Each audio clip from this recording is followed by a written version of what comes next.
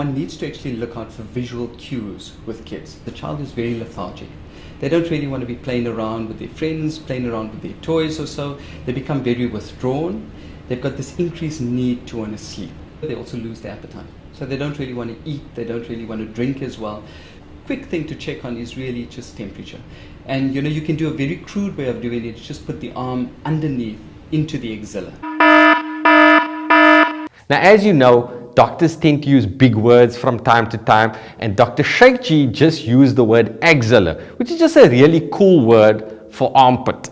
Now, the axilla or armpit is another area besides the forehead that you can use to test for fever. Like that, just like that.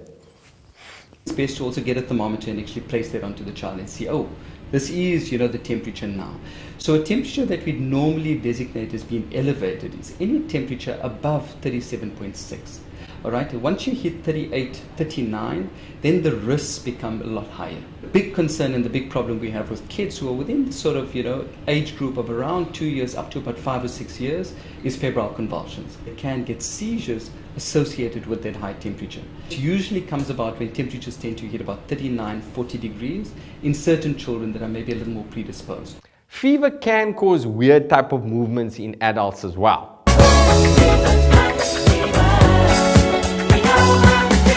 But that's generally on a Saturday night. It's not too dangerous. And the first thing one can do is actually remove garments or clothing off them.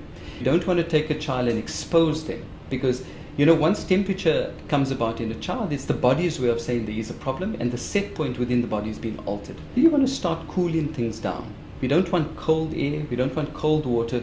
You want to look for something that is really at room temperature. All right? So even if it's the air, you can put a fan on, but don't shine it onto the child themselves.